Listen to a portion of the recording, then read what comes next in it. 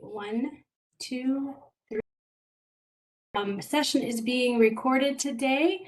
Thank you all for being here this afternoon. What a morning. I mean, this has been such a powerful morning already, and I'm so excited to kick this afternoon off with this particular breakout session, releasing your money myths. And today I would like to take the opportunity to introduce our speaker, Melena, and her last name is Carbary. So Melena has a wonderful bio, and I'm going to share a little bit about Melena. She is just such an interesting person and such an inspiration, and really talking about some things that we are all interested in as women, and that is money. So Melena grew up in a small town in Ohio, and she is the daughter of a second-generation railroading family. While she was extremely close with her entire family, she really shared a special bond with her mother. Her mom's strong role within the family led her to be strong, independent, and she really helped her shape her career and passion for working particularly with women. Melena strives simply to be prudent steward of money and create a life full of meaningful experiences. Her journey is not really collecting things, but memories. She began her private practice with Ed Vargo in 2005, while she initially served while Ed initially served as Melena's mentor, it became apparent that both of their approaches to financial planning and women's empowerment were in complete alignment. They were officially merged in 2009 to form what is now the Burning River Advisory Group in Westlake, Ohio. Melena is also active in advocacy and organization in EnlightenHer. So without further ado, I'd like to introduce Melena Carbary. Thank you so much. I'm so happy to be here. Thank you for having me, and thanks for everyone who's on today. And hopefully, we can talk through these money myths and discuss some ways to try and break some of these money myths. They hold us back. And so we're going to talk through a couple of them today. And then at the end, I will share some information about how to download a booklet and learn about some of the other money myths that we've identified, and work through those as well. So we'll go ahead and get started. I appreciate the introduction, and one of the things that Dee Dee mentioned was EnlightenHer. So I'm a financial advisor with Burning River Advisory Group, but today I'm really presenting on the EnlightenHer platform. This platform is, we created this to help women who weren't quite ready for our level of service at Burning River Advisory Group. There's so much need, and we wanted to create an organization that could serve everyone of all levels, no matter where you were, if you were just beginning, if you were starting over in life. So EnlightenHer is our platform to share that. And one of the first pieces that we came out with under EnlightenHer was this money myths. And as I said, I'm going to share 3 of those today, but we've actually identified 9 different money myths. And these are just things that we've heard throughout the years. I've been working in finance for 16 years, and my boss, business partner, for 21 years. So we've heard a lot of things. So we're going to share a couple of those money myths with you today, hopefully help empower you to break some of those, to start to operate a little bit differently on a daily basis in terms of how we think and how we interact with those around us. So the first money myth that I thought was one of the ones we run into a lot, and we certainly experience. I experience this in my own life. You shouldn't talk about money. How many times have you been told this growing up from your parents, grandparents, those around you? You don't talk about money. That's taboo. It's rude. Maybe it's embarrassing. It's personal. You just don't talk about it.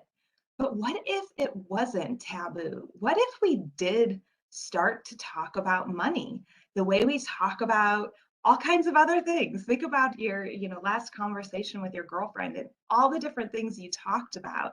I bet your money wasn't one of the things, but what if it was? How would that change the conversation? How would that start to empower us around our money and share with others, the things that we've learned, but also the mistakes that we make. So, a big one of the things we're really big fans of is action. And so I encourage you, maybe we don't have time in this session, but to think about some money issues that bug you, some questions that have come up that you've been afraid to ask because you don't talk about money. You were told you shouldn't talk about money. This topic is taboo. What are some things that you'd like to have answered to if you didn't have that fear? If you didn't have that money myth in your head that, hey, we don't talk about this, what would you ask? What are your main concerns for not bringing those up? I can think of times when I've been in conversation with somebody who I thought I really admire where they are in life. And I'd like to ask them, what steps did you take to get there? Now, I'm in finance, so my walls around this are definitely a lot lower. So I might be more apt to ask those. But there's been times when I've been afraid to speak up. But what if I hadn't been? What were my concerns? Why was I afraid to bring those things up? How it would make me look, how it would make the other person feel. Again, there's so much here. There's so many reasons why we've been told not to talk about money. And we've been perpetuating that. We tell the next generation that we've been living that. But what do you risk by not bringing it up? What do we risk by not talking about money? I will tell you, this is one of the biggest things that I've found in our practice and that I encourage our clients and anyone that we talk to.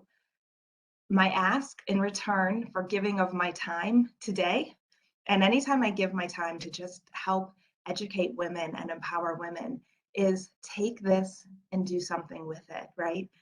To share this information, to talk about money with your girlfriends, to talk about money, with your mom, with your sisters, with your daughters, your nieces. What do you risk by not bringing it up? And the problem is when we don't talk about money, we're leaving it to be this hidden thing that's behind, in the closet, that's locked away. We're not talking about it, which means we're not addressing maybe the issues that we're having with our money. We're not giving others the opportunity to support us fully.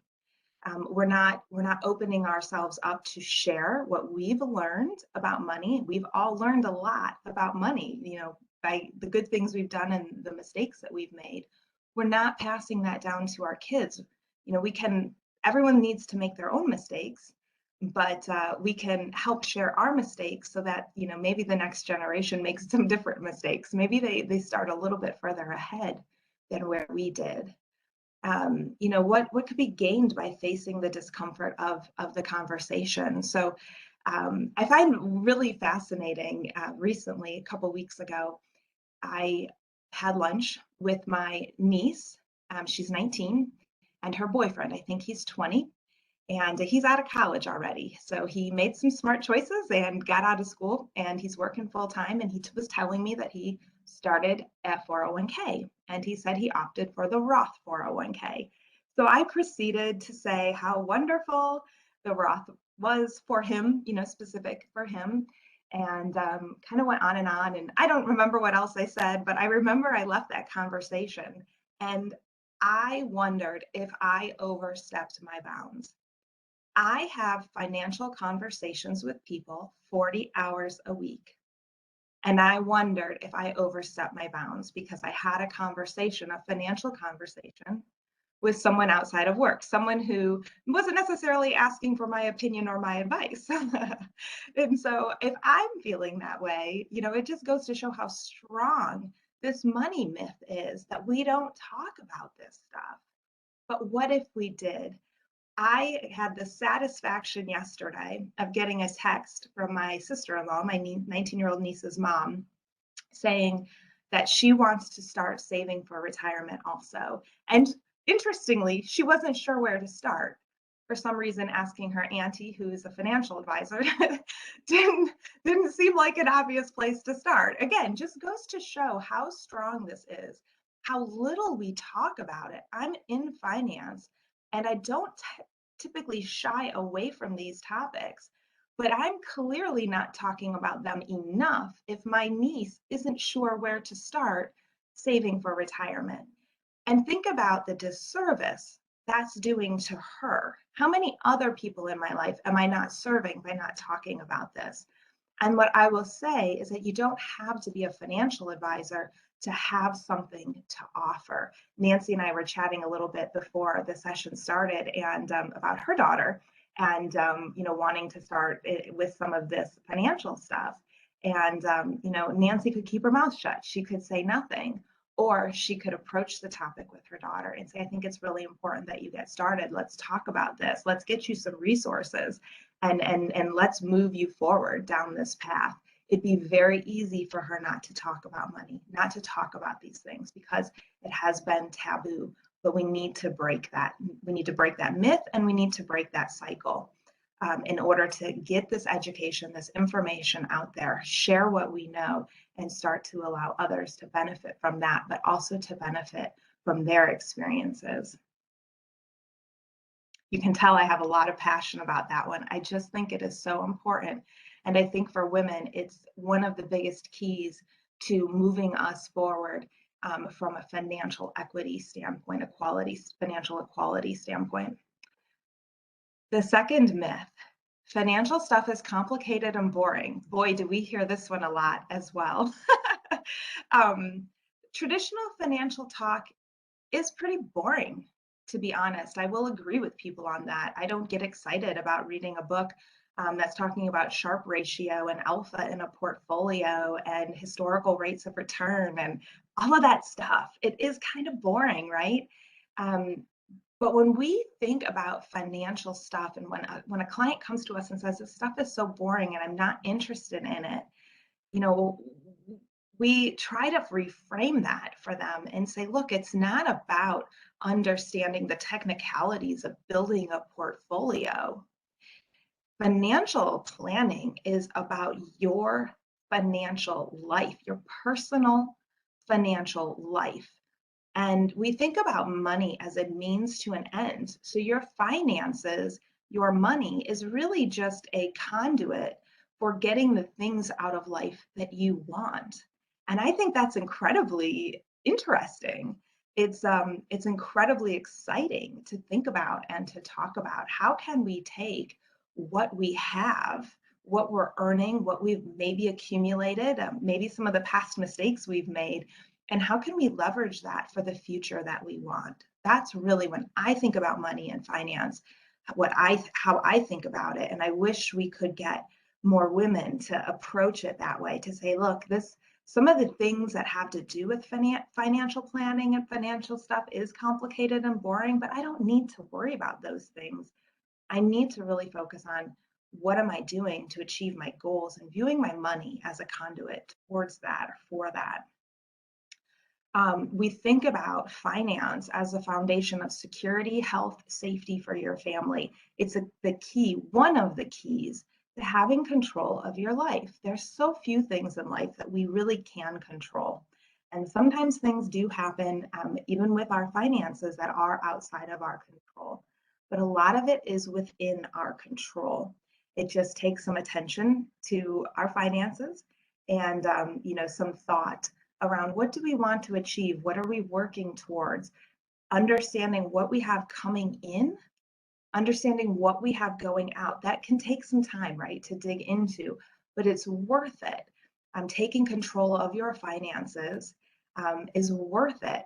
And it's really all about you. So when we think about money, I want you to think it's all about me. Get the boring, get the complicated out of your mind and just think it's about me. It's a self-help of sorts. It's working on myself. So what could happen if you took charge of your financial life? If you were in control of your money? So take a moment to just imagine if you're feeling out of control with your money right now, and so many people are. You're not uncommon or unusual if that's how you're feeling. It's a very common feeling. But what could happen, or how would it feel if you were in control of your money? And that can mean different things for different people. If you are battling debt, Being in control of your money could simply mean living within your means, not spending more than you make. For some people, they say, I'm doing good. I'm not going into debt, but I don't know what I have for the future. I start to think about then living under your means. So living on less than you make so that you have money's dollars you can set aside for your future. So, getting in control, the first step may just be understanding, what do I have coming in? What is my income? Looking at a pay stub, looking at a tax return, understanding those numbers. You're exchanging your time for your income, right? Every day you go to work, you're exchanging time for that paycheck. So that's valuable. You really want to understand, what am I getting for my time? And then you're exchanging that paycheck for things: food, gas, clothing, car, housing, all the other ways that you're spending your money. You've essentially exchanged your time for those things. But we often don't understand what we're getting in exchange for our time, meaning income, and then what we're exchanging that income for. We don't break it down that simply. And we don't understand, is there money left over? Are we going into debt? It's usually pretty easy to see if you're going into debt because your credit card balances are building up. But we rarely take the time to really dissect and dive into that.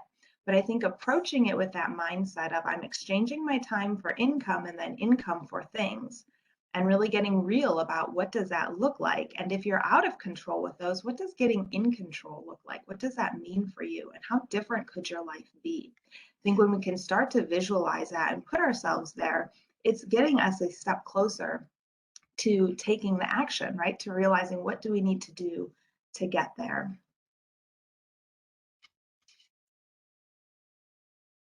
Another big money myth that we run into a lot, I think it's one of the big barriers for people coming in and seeking help, whether it's on the EnlightenHer platform or our Burning River Advisory Group platform, is that people have this notion of who financial planning is for. So we talked about, understanding your money and thinking about what your money is doing for you. That's all financial planning.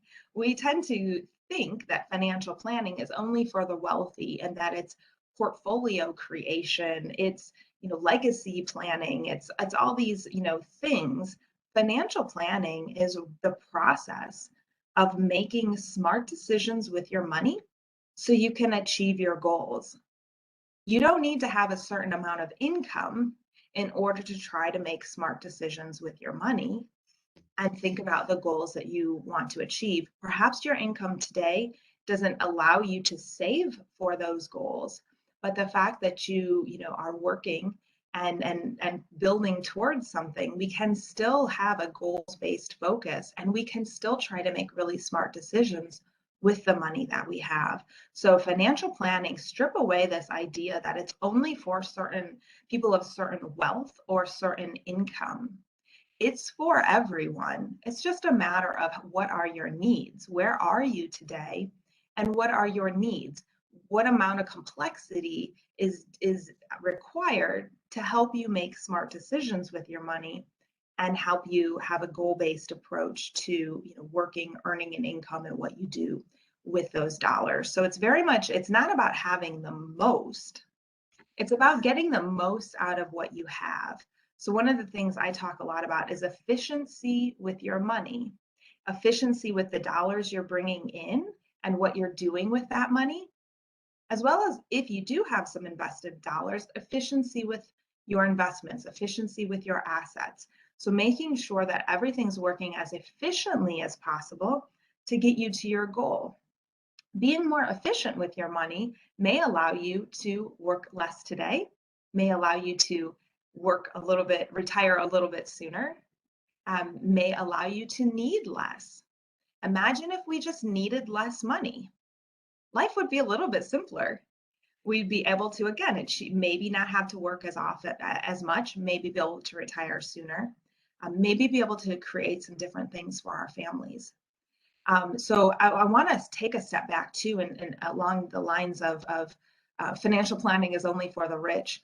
break down a little bit what we're seeing in terms of people's psychology around wealth and rich. These are two words that get thrown around a lot. We have defined rich as people with really high incomes.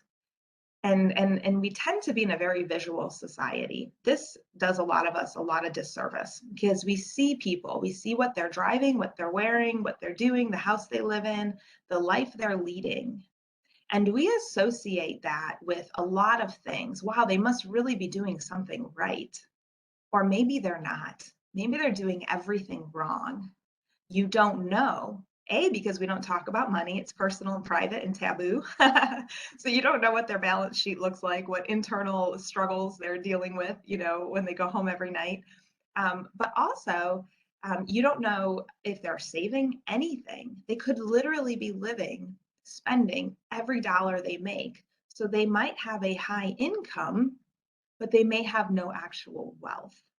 So in your minds too, separating this idea between rich, meaning high income, and wealth. And then, so to contrast, wealth is the accumulation of assets. We typically think of it as financial assets that can be liquidated for your future self. So we think if you're rich, you're wealthy, but you're not. And you can be rich, you can have good income and be a really prudent with that income, really smart and efficient with that income and save dollars to accumulate wealth. But you don't have to have high income to have wealth. And I think that's one of another sort of sub myth of this particular myth is that you have to have a lot of income in order to create wealth. Our wealthiest client was a husband wife that never earned more than $30,000 each. So 60,000 was their maximum household income during their working years. That's not a high household income for two working spouses. Not a high household income, especially for the wealth that they accumulated. They actually accumulated so much more wealth than they needed to live their lives. They're going to leave a lot of money to charitable to charities. And so it's not necessarily that they lived life the right way. They probably could have done a little bit more during their working years, saved a little bit less, had a little bit less, but lived more while they were doing it. But the point is, I share that example not because it's what we want to strive for, but because it is just an example of how we don't have to have high income in order to achieve wealth. And wealth we define as accumulating assets. I think about assets with purpose, money with purpose. So dollars that you can take and transform into something in the future, whether that's a retirement, so recreating an income stream in retirement, whether that's educating your children, maybe just purchasing your first home, or achieving whatever your goal is. The accumulation of wealth is to help you work towards those goals that you have. So I want you to break down this idea that you have to have a lot of money or income for financial planning, and reshift and refocus what we think of financial planning as. So living your life in alignment with your values, knowing that you're not the sum of your bank accounts, but determining what your values are, what your definition of success is. That's going to determine how much you need and the level of, of financial planning that you strive for. So defining what success means to you and working towards it. And I really want to emphasize, sometimes we can get really focused on the values, living our values in life. We cannot do that while also keeping our head in the sand about finances. Money is very relevant in today's life, whether or not we want it to be. And so embracing these topics and working through these myths and trying to bust these myths and make money more of a focus, more of something that we're talking about, we're not keeping our head in the sand about. So I know I'm getting close to time here, and we want to leave some minutes at the end for questions. So last thing I'll leave you with is a money truth. So we've given some money myths, a money truth. something I want you to hold on to believe and to live in your lives. Money is only a tool. It will take you wherever you wish, but it will not replace you as the driver. So I talked about keeping your head in the sand. Let's not keep our heads in the sand. You are the driver. And so you have to have a certain level of involvement and decision making in this process. You have to know where you want to go, and you have to equip yourself to be a capable driver. A lot of that is having these conversations with those in your life, in your lives, being on calls, like today, taking this time to educate yourselves. There's a lot of resources available, so availing yourself of those resources. I've listed some here. So I had mentioned at the beginning the 9 money myths you must bust today. You can go to our website, EnlightenHer.com, and download that 9 money myths. I think you got to go to the homepage and scroll down. It's up midway or towards the bottom. You'll see free download for that. Sign up for our newsletter on that website. We send out articles all the time, just trying to help break down some of these myths, talk about money, share information. We will have some online courses rolling out soon. They're not there yet, but on EnlightenHer, if you sign up for the newsletter, you'll get information on that.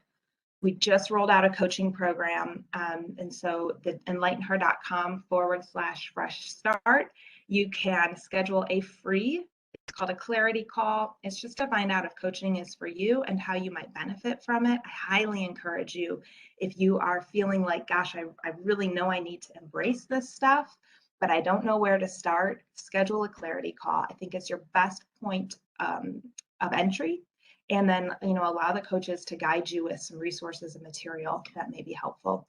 We're also on Instagram, Facebook, follow us there. Share what you see. If you get the posts and you're maybe afraid to have a conversation, maybe the first step is starting to share some of this information, put it out there. It's a step towards talking about money more. I've taken up enough time. I know we wanted to see if anyone had any questions. We're closer at time. Thank you so much, Melena. This has been so fabulous. I love the idea of the clarity call for folks who are just like not sure where to start. I know I started with my financial management at a very young age because of someone like you, a female that come into my organization, and I'm like, well, I don't even know what to do. So I would encourage your message. It is so important. So just to take a couple minutes, do folks have questions for Melena?